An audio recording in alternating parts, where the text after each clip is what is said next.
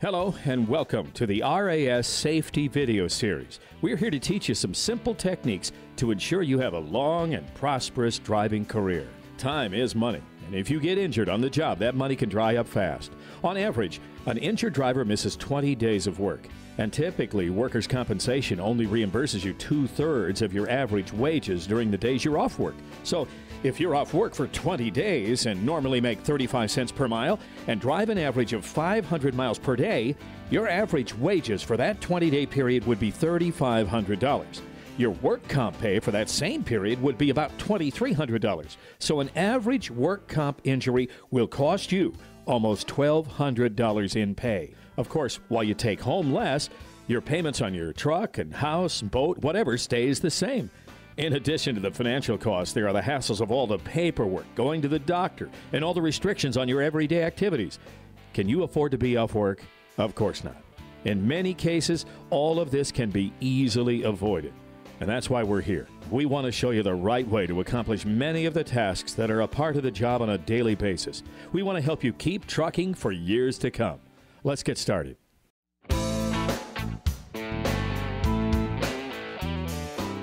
Operating the landing gear is something you will do thousands of times over the course of your career. When you do something this often, it is easy to start cutting corners and develop unsafe habits.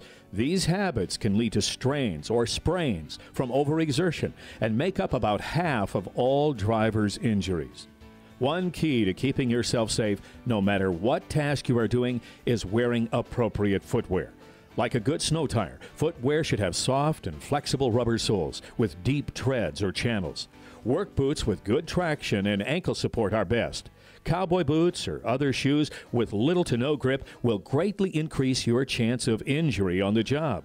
When getting ready to operate the landing gear, the first thing you should do is scan the area for loose or broken surfaces, sand, snow or ice, spilled fuel or grease. If any of these things are present, move the truck to a better location if at all possible. When operating the landing gear, you should always build a bridge between yourself and the trailer to give you proper balance and body alignment. Use a 3-point contact. Balance yourself by placing one hand on the trailer and keep your feet properly braced. Always keep enough distance between you and the crank to avoid being hit if it slips. And keep your feet away from the tires because the trailer can move during this process. Take your time and use low speed for taking pressure off the legs. A higher speed can be used when pressure is off the legs, but always keep a firm grip on the handle. Reduce speed after first contact is made with the ground and crank just enough to take pressure off the fifth wheel. Avoid spinning the handle with 2 fingers, as it could easily slip and hit you in the face or mouth. If operating the crank in cold weather when it is harder to spin, you should turn your body perpendicular to the trailer.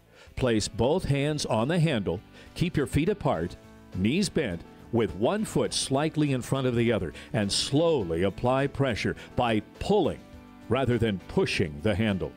This gives you the most power and reduces the chance for injury. Again, proper footwear is a must in order to avoid slipping and potential injury.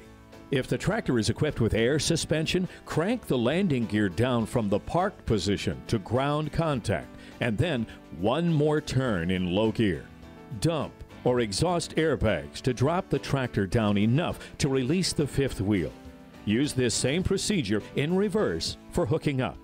And that's it.